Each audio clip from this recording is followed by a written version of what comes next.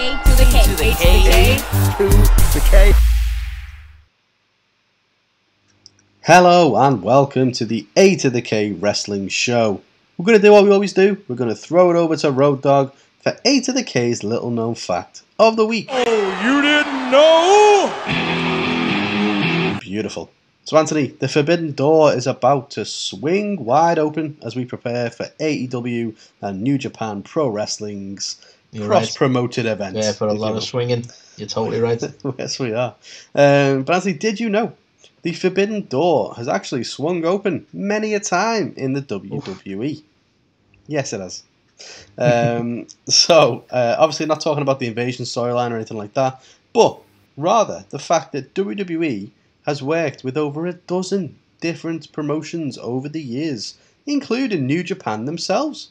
Uh-huh. Now, Jushin Thunder Liger appeared at NXT's TakeOver Brooklyn. So, worked with New Japan, they had some kind of agreement going on there. While in 1997, they went fucking mental because they had a partnership with ECW where they were pretty much on Raw every other week. Nice. And at the 1997 Royal Rumble, they even had a partnership with AAA based out of Mexico, which saw several of their wrestlers, I think it was 4, make an appearance in the Royal Rumble match, including Mil Mascaras, of all people. So, insane. All I'm saying is Forbidden Doors. The WWE did it. WWE did it. That's the one. So yeah, that was 8 of the K's little known fact of the week, and this is Road Dogg to sing us out of the segment. Oh, you didn't know? There he is. Love Road Dogg. He loves us as well. We met him now. We can say that every week. He loves you to bits, man. He does. Pointed at me. So, Carl, you're looking very macho this week. Hey. Oh, yeah. And speaking of the macho man, we've met his brother. Yes, we have. Ironically, I actually got this Macho Man t-shirt at Hulk Hogan's beach shop in Florida. So based on the relationship they had, I don't know how he would feel about the fact I was buying his t-shirt at Hulk Hogan's beach shop. But I don't know how you feel about the fact that they were selling them there. Well, yeah, that too. Yeah. But anywho, gotta rep the Macho Man. Gotta do it. Got him. Legend in the business. Indeed. Right, let's talk about the first piece of news from WWE this week. Not the news, but what happened. Going for news? Wait. No, we're on the news. Just what happened. You threw me off there, man. You threw me off. Keeping you on your toes. So, Brock Lesnar returns. Of course he does. There's only 3 things in life, Anthony, which are certainties. There's death, taxes, and Brock Lesnar versus Roman fucking Reigns. When in doubt, get Brock out. Yeah, in case of emergency, Brock Glass, as they say. So, yeah, of course this happened. So Riddle went up against Roman. Now the stipulation was if Riddle was to lose, he wouldn't be able to challenge while Roman was the champion again. Basically living the Cody Rhodes life. And after the match which Roman won, of course we get Brock Lesnar coming out because obviously we do. Now, I'm guessing this is going to lead to, I think it's already been announced, I think it has. It's going to lead to a match at SummerSlam. It's going to be a last man standing match between Roman Reigns and Brock Lesnar. So, pair of part-timers, we won't even see them throughout the month of July. I fucking love the fact that WrestleMania comes, right? We had Cody Rhodes rock up. Oh my god, WWE is going to just be totally shaken up. He's going to go for the title. All this shit's going to happen. And then one injury later, and we have Brock versus Roman. People like Brock versus Roman, yeah? Yeah, Brock versus Roman 12, I think it is now. So yeah, it's just so annoying, isn't it? Let's be honest. Like, big fan of Roman, big fan of Brock. Do we need to see this match for the umpteenth time? No. I do feel sorry for the situation they're currently in because, Randy Orton's out by all accounts. I actually thought it was just some of his time off that he likes to take, but it seems like it is an injury, and we don't know how long he's going to be out for. Mm-hmm. But I was all for as I mentioned to you, Cody gets to that point, he gets the belt, and then we get Randy versus Cody. That'd be nice. I dare say fresh. We probably had it before, but fresh for this decade. And we could actually have something a bit different, and then probably have 7 rematches as well. But we're kind of stuck, aren't we? Let's face it, the talent they're bringing up at the minute, the likes of Riddle, the likes of Theory, people like that, they're just very one-sided, aren't they? Because you go, well, Roman's going to win. Roman's clearly going to win. Whereas at least with the Brock ones, you go, I don't know. I actually don't know. Is Brock going to win this one? And it makes it unpredictable in that sense because I don't know what the outcome's going to be. Like the fact that it could be Brock Lesnar who dethrones after all this time. Like I shouldn't call it the streak. That might trigger some fake people, right? What do you call it? Dethrones the bloodline. I'll just go with that. Yeah. That's a bit mad. Like that would seem like a bit of a waste, you know. But I think if they go down this route, that will just speak volumes about they still haven't been able to build up a top star because it is just the Roman show at the minute. It should have been Drew, could have been Drew, but they've had him fucking licking a sword and all that for the last couple of. It is true. Is that what he's doing? Licking swords? Pretty much. I think he was away for a bit, and he came back, and then he was like, "Well, he hasn't fought Sheamus in about 2 weeks. Let's make that happen again." Of course, yeah. Sheamus versus Drew's like. And then obviously Big E went away, so then he became Big D because, of course, he did. The reference. Yeah. So yeah, of course, this is happening. I think it just speaks volumes, doesn't it? They're so unconfident. I mean, it's like the movie business today. Obviously, Vince McMahon is very much quoted as saying, "We make movies, pal." And if you look at any fucking movie that comes out today, when's the last time you saw an original movie? Let's take Lightyear, for example. Really? You've had to bring out Lightyear? I mean, let's not throw shade at Lightyear because it's apparently really good. Nah, fuck it. I'm not watching it. Refuse to watch it. But like, this is entering like some new elements of like meta, isn't it? Really, of like we're now watching the film that Andy watched in Toy Story 1 that made him love Buzz Lightyear. Nah, that's bullshit. fucking crazy, isn't it? Bullshit. So yeah, I ain't watching it because, right, there's no faith or confidence in any new intellectual properties anymore. It's the same with wrestling. They won't put their faith in anyone because they go, well, we've got something to sell. We need something that people recognise and know. And it's exactly the same thing. That's why we get so many sequels, so many remakes, gotta have faith. Exactly. So you gotta have Brock. I take your point. Are you starting to hate the Marvel Cinematic Universe then? Yeah. To be on fair. that same coin. Yeah. Because one of their most recent films, Carl, you've praised massively, being Spider-Man 3. Yeah. It's about time we get home, or whatever. Come Home for Dinner, I think it was called. Yeah, that's the one. You massively praised that, and that was still very much within the universe and very much a sequel. Very much so. At the same time, it's like, how much further can you take these things? This is like the third separate Spider-Man trilogy. Well, I agree. I think we're kind of going to get more Spider-Men. Hang on, I'm going to shed some light on the situation. Editing. Have you had a good idea? Yes. No, but my point is, right, that was, like, we can't deny that we really enjoyed, and this will come back to wrestling, guys, I promise. We can't deny that we really enjoyed Spider-Man 3, which is, like, the third film of the third set of Spider-Man films, right? So we're quite saturated at this point, and we loved it. And why did we love it? Nostalgia, right? And this is the same problem, because we loved seeing the likes of Stone Cold Steve Austin and that come back. So it makes like companies rely on nostalgia as well. And I don't think don't get me wrong, I think WWE missed the mark in this sense. It's not nostalgic seeing Brock Lesnar come back again. But I think this is why they don't push towards new stars, because you can always tweak our nostalgia and we'd be like, that was awesome. I did it at WrestleMania. It was awesome seeing Stone Cold back up against Kevin Owens. That was fucking cool. So when they can tweak our nostalgia, certainly while they can, unfortunately, to put it that way, I get why they kind of rely on that more.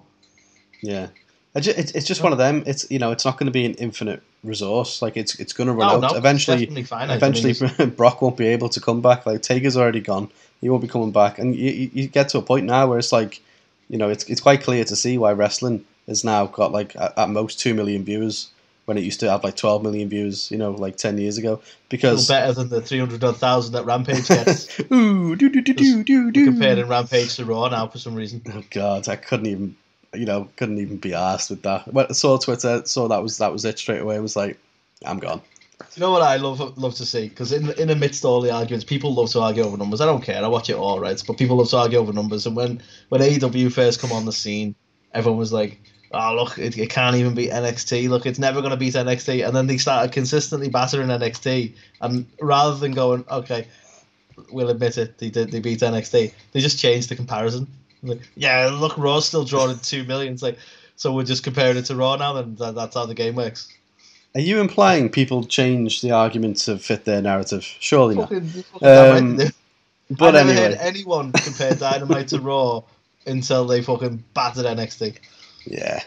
And some people even still come back at me on that and defend, like, no, NXT just changed its nights because it had to, because of the hockey or some shit. They never actually beat them and all that kind of bollocks. But no, they consistently drew more numbers and they consistently continue to. And yeah, they're not beating Raw, but when did we start comparing it to the show that's been around 30 odd years? True that. See, all they need to do is get Brock Lesnar on NXT, But That's there we it. go. So we've got Best it. We've Roman got Roman versus- versus Brock again to look forward to at SummerSlam. But you know what's shaking it up though, Carl, in the world of wrestling, right? Go on. Sadly, Rhea Ripley is injured. Now, we noticed this, I think we did slightly take the piss as well last week, but we noticed she was wearing the retainer last week, I believe. And unfortunately, it seems that she is injured and will be out for some time and can't compete. Obviously, still sort of with Judgment Day. Interesting slip of the tongue. Still with Judgment Day and still part of the faction, but can't compete at the moment. And sadly, well, I say sadly, this has shook things up a little bit in the Money in the Bank scene. We had to have a fatal five-way to determine who would take Rhea's place. And surprisingly, certainly surprisingly for me, Carl, I don't know how you feel, Carmella took the win. Now, I don't know how you feel about where this is headed, but she's in like a small group at the moment of heels, Mm-hmm. So I kind of get what they're doing. They're putting Carmella there to have like a heel for the face that is Bianca, without sort of retreading old ground. I don't think we're retreading old ground with Becky at the moment, or don't seem to be. But what do you make of the Carmella replacement? It's no disrespect to Carmella. She's been in the business for plenty of time. Respectable enough as a wrestler, but certainly a surprising choice when it comes to replacing Rhea in terms of certainly ring presence. Yeah, it's an interesting choice, definitely. I feel as though they just need someone to lose to Bianca, and so obviously they've got the likes of Alexa Bliss there, they've got the likes of Liv Morgan, people like that who they could put up against Bianca, but probably don't want to hand them a loss. And there's also not that many heels, in the women's division at the moment with WWE as well. So it's kind of fun. So yeah, ultimately, I don't really know. I'm not exactly thrilled to see Carmella versus Bianca. I'm not going to lie. No massive disrespect to Carmella, but yeah, is what it is. It's the way the cookie crumbles, what it is, as they say. So the next one to talk about, Anthony, this week is it's brilliant, is what it is. I loved it. I loved everything about it. I'm quite surprised. Really? I loved it. Go on. No, I mean, this is just a personal preference. I still prefer, obviously preferred my idea. So that's why I was a little disappointed, because I was I wanted it to blatantly not be Elias. Yeah. So that Kevin Owens could flip out over that. And I appreciate what they did, and I think it was really well done. Did you even mention what you were talking about before I jumped in? I mean, I didn't actually, I don't think. So basically, Sorry. Kevin Owens and Elias. Kevin Owens and Ezekiel. So Elias is coming back to do his concert, and I just think they executed it perfectly. So they just hit every nail on the head with it. So essentially they had Elias and Ezekiel in the same room together, talking on the couch and stuff like that. They then did the actual concert live in person, where Elias comes out, obviously does his concert. Kevin Owens is like, what the hell? The next minute Ezekiel's on the screen, behind him. It's like, you've just used technology to make this happen. And then Elias knees Kevin Owens in the face, and then we cut to break. We come back. Kevin Owens. In fact, I don't even think we cut to break. I think it's literally right after it. Kevin Owens just walks backstage. He's like, I don't care who it is, whether it's Elias, whether it's Ezekiel, whether it's the younger brother. Can't remember what he called him. Also began with an E. But he's challenging. They've been making jokes about that all week as well. Elroy or something. Elrod. Elroy. That was it. He's like, oh yeah, I'm going to challenge them to a match next week. And then Ezekiel walks up completely, and it's like, how did he do this? That was awesome, to be fair. I think it's a shame. I wish whoever was doing the Kevin Owens and Ezekiel storyline was writing more of the fucking rest of the show, to be fair, because it's been good. Don't get me wrong, drawn out. It's been way too long. Oh yeah, you know, the thing is, we're back. Funnily enough, we're back in a position now where we're like, how are they going to pull this off? Because I don't know how he's going to have a match with them. Well, yeah. So I'm back to being intrigued. What are they going to do? I mean, to be fair, I think Ezekiel was the one who accepted the match, so it's almost like, oh, that's how he's got around it. Do you know what I mean? But I don't know. I just thought the way they did it was fantastic, and it has been going on for a while. This happened the night after WrestleMania, didn't it? Let's be honest. So we're talking a long time now. Like, but yeah, I still don't know how it's all going to come to an end. But this was fantastic, and fair play to WWE for how they executed it, because I was thoroughly sports entertained. Yeah, no, I've got to give you that. As I say, I still prefer my idea naturally. But I've got to hand them props that it was really well executed.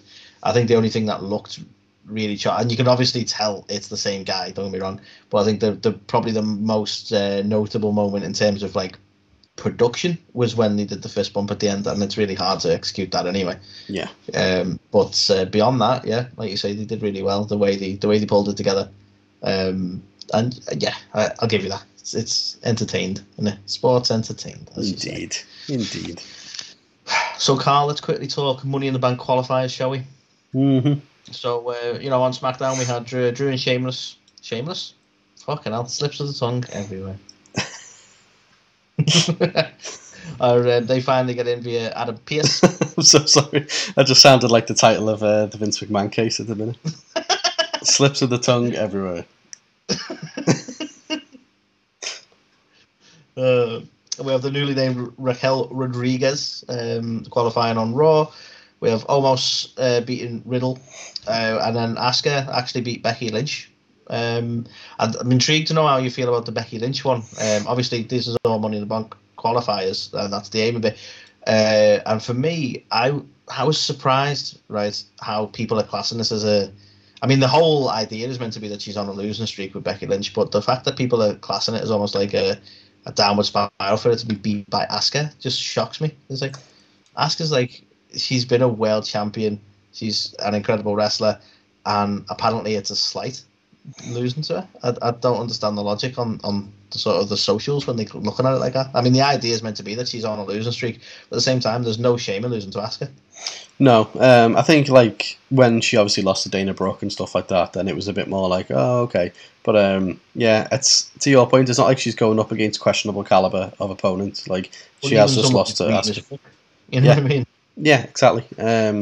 So it's a weird one, to be fair. I don't really know where they're going with it. It kind of screams almost of the heel version of when she wanted to get in the Royal Rumble and she wasn't allowed and she had to wait. You know what I mean? Something like that's going to happen where she gets into the Money in the Bank match somehow, whether it's like a replacement or what. But I don't know. I'm not massively digging the downfall of Becky Lynch storyline as it is anyway. I don't know. It feels like for both the men's and women's main title scenes, they just kind of booked themselves into a bit of a corner with it all. I think I'm hoping for something shocking with the Money in the Bank, to be honest, because I think generally this is, so far it looks like it might be quite an underwhelming Money in the Bank compared to previous years. Yeah. I think we've mentioned this before about like when you have that kind of now that Money in the Bank's a pay-per-view, should I say, and you feel compelled to have one, that's probably what takes the shine off it a little bit. Like I think you've said previously, when it was a match at WrestleMania, you much preferred it. Yeah. And it's similar concepts, like having a Hell in a Cell pay-per-view compels you to have a Hell in a Cell match at some point, and it just kind of ruins the luster of it, really, doesn't it? Yeah, it's a shame. But it is what it is. Weirdly, it's still somehow become like one of the top 4 or 5 pay-per-views now. So I mean, I think we're getting to a point where you go, well, it's always going to be some level of shenanigans or some level of fun. Even like the creative year when they had to like do the work with the whole COVID situation, and they did it at the headquarters and stuff. It's even that was entertaining on some level. So I get it's probably more of the big 4 than SummerSlam these days, to be honest with you. Yeah, I think my main problem with Money in the Bank is they don't plan ahead anything, so it's never well thought out. It's like with they definitely knew what they were doing. Well, like they were doing when Otis got the with Otis, yeah. See, I knew that was coming. So hopefully they've at least got an idea what they're going to do and how they're going to book that cash in, whenever it happens. Because it's not much foresight, unfortunately. So yeah, speaking of things without much foresight, I don't know, but we'll go with it. So Austin Theory's got a new gimmick, and I'm not a fan. So he basically, after the pose down he had with Lashley last week, he now comes out with baby oil and rubs it on himself and continues to pose down because that's his gimmick now. I know Vince likes big muscly men, but yeah, a little bit on the nose. Like, if there's one thing we've learned this week, Theory, is that if Vince gives you $100,000 to do something, you don't have to do it. Yeah, you can say no. Well, exactly. And it's one of them. So he's got a new baby oil gimmick, and it just seems like they're throwing absolutely everything at Theory. It's from a gimmick standpoint to see what sticks. Well, and let's be honest, nothing's going to stick when your gimmick is baby oil. So nice.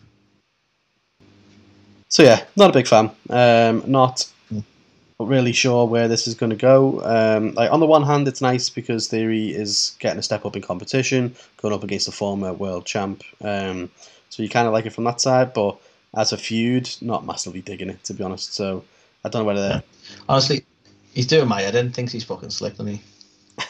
Hey. See what you did there. I'm here all week. Well, you know what, Carl? While we're talking about Theory, there's his mentor. Let's talk about him, shall we? So Vince appeared twice this week, Carl. Twice. And twice. And this is by design, let's be honest, because there's a lot of controversy around Vince, but there's one thing that Vince and everybody knows is that controversy creates cash. So, all this scandal sort of came out not long before SmackDown. And then what do we get? Vince is going to appear on SmackDown, so we're like, oh, obviously he's going to say a couple of things about what's going on. Did he fuck? He just kind of said, hey, or whatever. There wasn't really any substance to his appearance on SmackDown, but it's like, hey, what's up, everyone? And off you pop. And why did he do that, Carl? It's because people tuned in to see what he had to say about the scandal, and he went, fuck you to everyone by not saying anything about the scandal. Which is honestly genius, because people tuned in to see what was going to be said. He fucking generated viewers by having some sort of inappropriate relationship in the office. Oh yeah, like then, the best part about it all though is him then doing that. Oh, I'm going to appear to make you think like it's going to be something big, and he literally just goes, "Welcome to SmackDown," and walks off, and it's like, you motherfucker. Exactly. And now, because we were all stupid enough to tune in and pay for the network or buy tickets or whatever the fuck we did, we've now paid him to have an affair. Exactly. He's a fucking genius. He is. And then he rocked up again on Raw the following week. So, at least this time he had something to say. He rocked up to tell us all that John Cena is set to return next week, so that's exciting. But Vince had to tell us because, Vince. Yeah. Yeah. Yeah. So we get Brock Lesnar and John Cena coming back. Yeah. I'm probably going to have Brock versus John Cena. Get rid of Roman, Yeah, might happen. All about those young stars, isn't it? Yeah. Young up-and-comers. So Jonathan Cena. Yeah. Good things. I mean, it's one of them. Obviously, when Cena came back last time, he was one of the best things on the show, so you can kind of understand why they would bring him back at every opportunity they can. But yeah, it's a massive concern that the lack of, new stars that they're kind of elevating to main event status, because, as I said, this can't keep it up forever. We need to get to a point where a WrestleMania or a SummerSlam is headlined by somebody who's been there for like just a few years, not like who has been there forever. So yeah, agreed. Mm-hmm. So let's mosey on over to AEW, shall we? And we won't spend too much time on this because obviously it's all about Forbidden Door, which takes place. We've got a whole segment dedicated to that. But basically, Wardlow, he kills about 20 people. So he has that 20-on-1 match, beats everybody up, powerbombs everybody, typical Wardlow stuff that you love to see. Then Dan Lambert is in the rafters and basically goes, hey, I've got some American top team guys in the audience, Tyron Woodley, Matt Hughes, sick 'em. And they basically go out and it's like, yeah, we're going to beat you up. And Wardlow's like, well, come on, you guys are smarter than to listen to that idiot. And they're like, yeah, you're right. And so they don't listen to him, and they throw one of the security guys at Wardlow, who beats him up, and then they pose together, because, obviously. Sure, why not? Pretty awful segment, to be fair, but I think if we get to Scorpio Sky versus Wardlow, and we get a Wardlow TNT title win, happy days at the end of the day. So, hopefully, that's where they head. It's funny you say about that it wasn't great, because sadly. And I know Jericho can be a bit like Marmite for people these days. You either love him or hate him.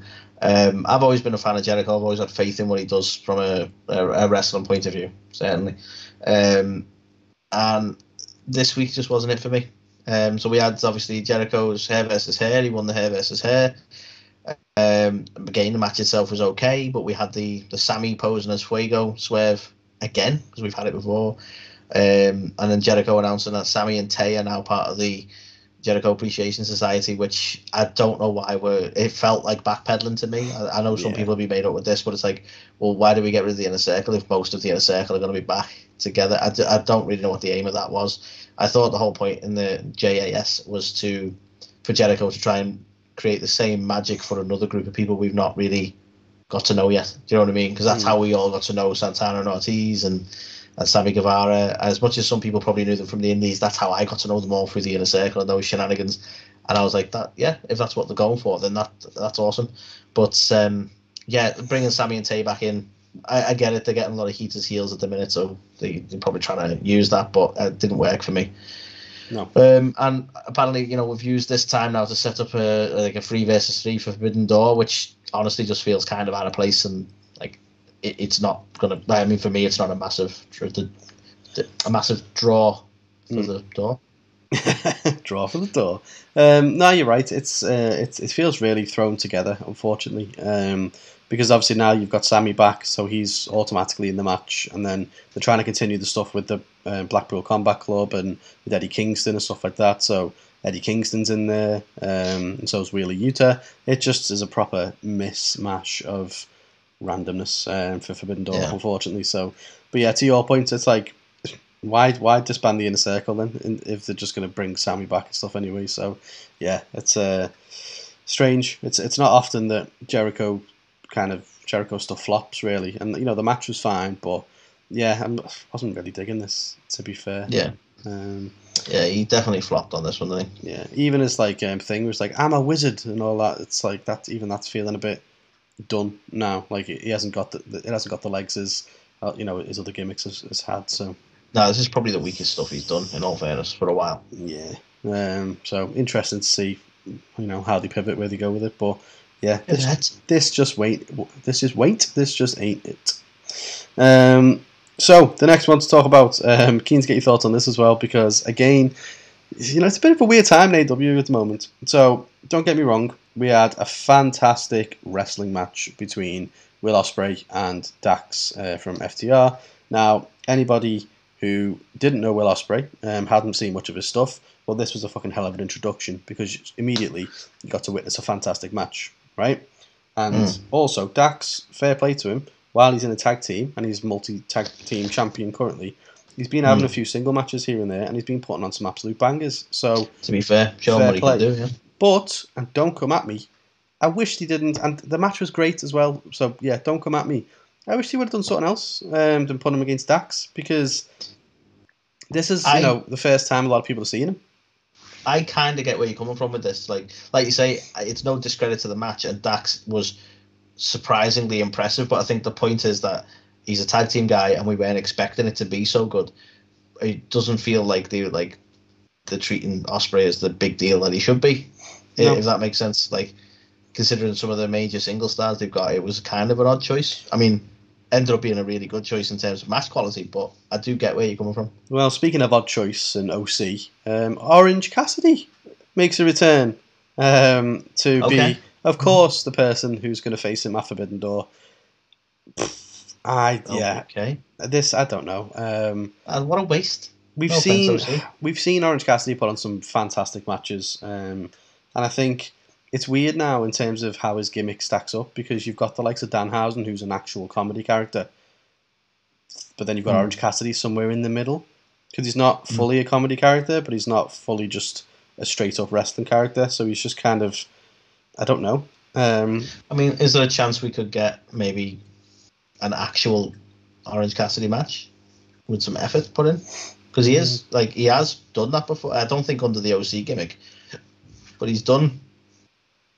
A match, an actual match without the shenanigans that normally come with him. Yeah, I don't know. Like I feel like his shtick is a little bit tired now. Like the or kicking the leg and stuff like that. Like, it was Which good. This is where I think it could be a good time to drop it, couldn't it? Mm. This Maybe. turns into a proper match, and he ends up being a wrestler. Yeah. It's one of them. You can put on really good matches, but I don't know. You've got Will Ospreay. Did he wrestle under a mask for a while? He was Fire Ant, I think. Lucha. Yeah. But you've got Will Ospreay, who this was the first introduction for a lot of people, and I think the match was so good that people will be like, okay, this guy, and then to then find out he's going to go up against Orange Cassidy, kind of again to your point, made you kind of feel like, I'm sure there's other people who you would have wanted to see him go up against, maybe. Real butts in seat stuff, that, innit? Savage. I know. So yeah, I can say this now. Savage. Hey. So yeah, Randy. Yeah. But you know what, Carl? Let's move on to some real positive, because I feel like there's been a surprisingly negative AEW this week, which I don't like to do. I don't like to do with any wrestling show with the record, but it's just so out of the norm here. But we had Miro beating Ethan Page, right?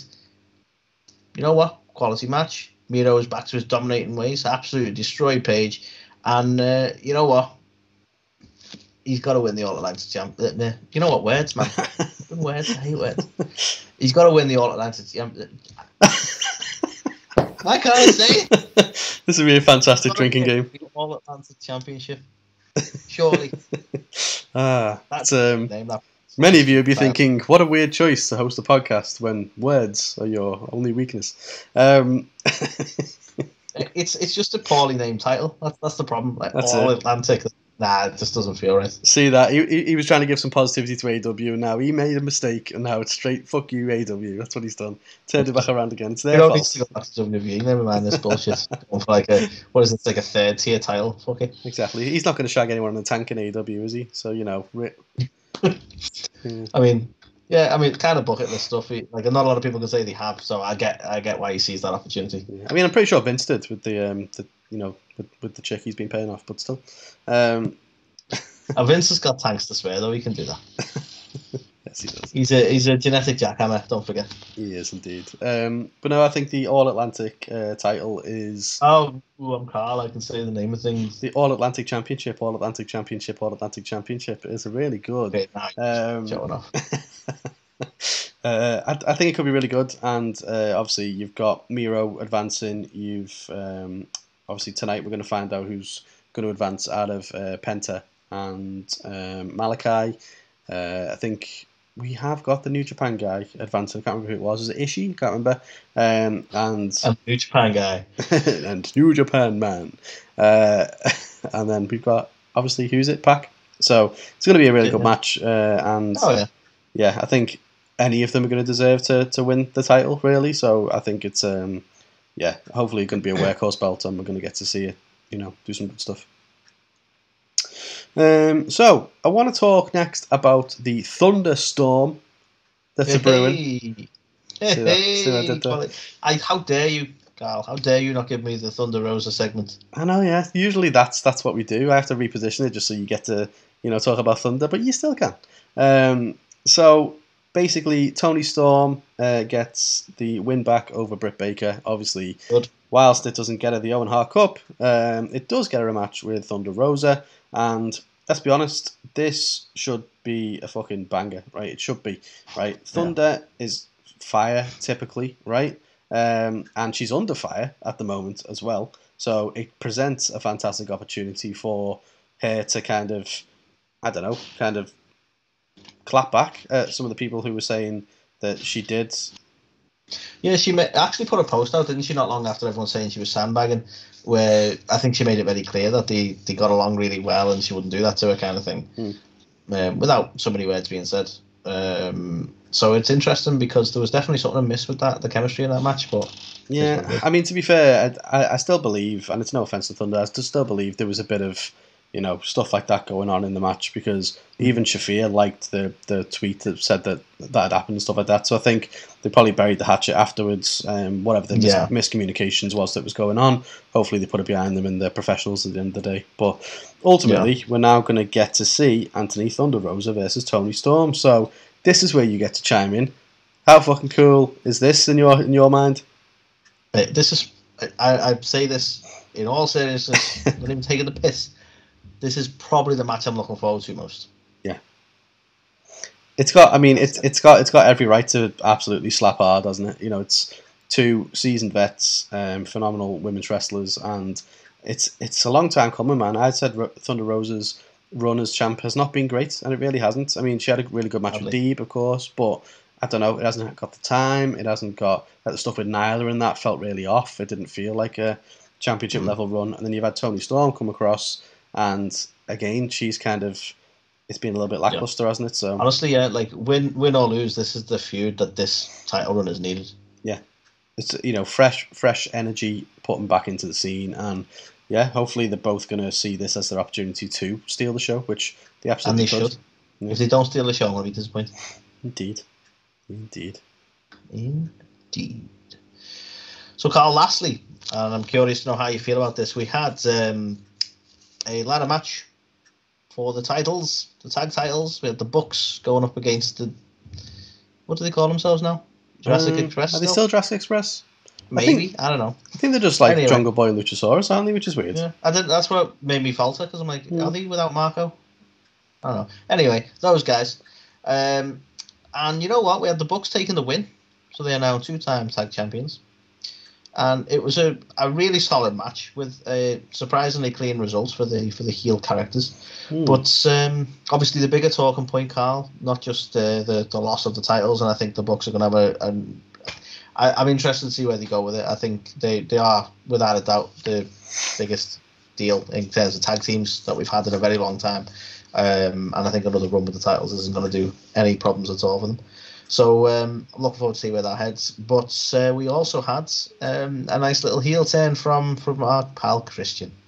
Yes, we did. Obviously turning on old Jack Black. Sorry, Jungle Boy. You put JB on the notes, and that's where my head went. So we had Christian turning on Jungle Boy. Sorry. And he's now basically going to be stepping away from that faction. He got rid of Marco. He's done his job. So now he's just going to move on, right? How do you feel about this? Because this, not only for me, this is not just Christian stepping away. Is this the end of Jungle Boy and Luchasaurus? Could be. I mean, Jungle Boy turning away from the jungle gimmick. He's like Jim Ross has said for many years. Maybe he could just be Jungle Man Jack Perry. Who knows? But Jungle Jack. Jungle Jack. But it could very well be. Now the Christian turn was a good thing. Like heel Christian is best Christian. But, it's a good thing. But also, it seemed very much a turn on Jungle Boy, not on Luchasaurus. So I think there could be some credence to what you're saying. I think maybe I never considered that. I was thinking that might just be the three of them disbanding, but you have a good point. He turned on Jungle Boy. Yeah. So it seems like that's where the focus is going to be, and maybe this is now just a bit of a disbanding of them, and they're going to put Jungle Boy into more singles action. I mean, the tag division is stacked anyway, so that's they've been given the opportunity to have the title, one of the original tag teams. So maybe now is the right time. But so yeah, Christian heel turn, big fan of the Young Bucks. Now, if rumours are to be believed, at last I had to finish that. He's on his own. Damn you. But yeah, if rumours were to be believed, it was going to be the Hardys that won the belts. So I don't know about what was going to happen, how that was going to go. But part of me thinks now that the Hardy situation is what it is, and the Young Bucks have now been made 2-time champs, I think we're probably going to get the feud that nobody wants, which is Young Bucks versus Red Dragon, them two. So I was going to set them somewhere, aren't they? Part of me thinks after Forbidden Door, there's going to be some level of Bullet Club and Elite crossover mix up stuff. This may be a little bit may come across a bit salty here, right? And I would have had this opinion before or after the Jeff stuff, and I know what you're going to say. Oh, you just don't like Jeff. Well, bollocks, right? I actually think it's a blessing in disguise that the win did not go to the Hardy Boys. Okay, controversial. Bear with me. Purely that, look at how often we criticise WWE for the OAP elements, right? And to have two guys who are very much past their best, they're veterans of the biz, they don't need the titles, and I think it would have been a bad move to put the titles on them and have them have a title run with AEW. I don't think they need it, and I don't think it would have done much for the scene, personally. Well, the man has spoken. I I'm just saying words here. How do you feel? Won't you? Yeah, I don't know. To be fair, considering how good the tag team division they've got is, yeah, I honestly don't know what's going to be next. I do think they're going to do something with Redragon, whether or not they team up for a bit first, and then there's some dissension in the ranks, and because obviously Kenny's going to come back at some point, and then we're going to have Kenny in the Bucks versus Adam Cole and Redragon. In the Bucks. Because that's obviously, and hopefully we can fuck the whole Redragon thing off. Yeah, and it's got that silly, I mean, I'm never going to like it. Punchable guy's face in there. So yeah, I heard a terrible thing where either he was quoted or someone said something along the lines of he signed such a long deal with them because they're investing in him for the future and he's going to be a potential champion down the line. If the day Kyle O'Reilly wins the AEW World Title is the day I stop watching AEW. I love it. So salty, sullen-faced fuck. Mark them words, like my God. But anyway. The thing is, though, right? I really want to know, and I'm not, personal opinions, obviously, because I know some people love him, but for the people who love him, why? But why? I mean, no disrespect. He can obviously wrestle. He knows the business. He's kind of got the look as well if he stopped going all the time, right? But sorry for those listening. I pulled a face. But seriously though, what I've never seen anything charisma or personality wise that makes you go, that guy, he's a future star. No. So why does everyone treat him that way? He's got decent selling ability. It's probably the highest accolade I would bestow upon him. That's fantastic. He's definitely got some in ring skill. But seriously, what is it like? Let's face it. We've had more success stories for people who can't wrestle at all and have got bags of charisma than we've got people who've got no fucking charisma and can wrestle. Hulk Hogan is the perfect example of that. He was all personality and no fucking skill, and he become one of the biggest names in wrestling. And I can't fathom what people see. It just sounds like I'm being really, really anti Kyle O'Reilly, and I probably kind of am. But I've not seen anything myself to understand why people are so big on him. Because personality-wise, I don't get it. Yeah. Character-wise, I don't get it. I'm not coming at him as a person, as an on-screen character. I don't get it. Exactly. And as Eric Cartman would say, "Fuck you, Cal." So yeah, prove us wrong. Prove us wrong, Kyle O'Reilly. Prove me wrong, kids. Dare you? Prove me wrong. So that was it. Another fun-filled week of This Week in Wrestling. Lots of stuff happening. People coming back. Brock's back. Cena's coming back next week. Got Forbidden Door this weekend. Load of stuff going on. So yeah, we'll be back to talk about all that next week. Until then, here is the one and only Thunder Rosa to say goodbye.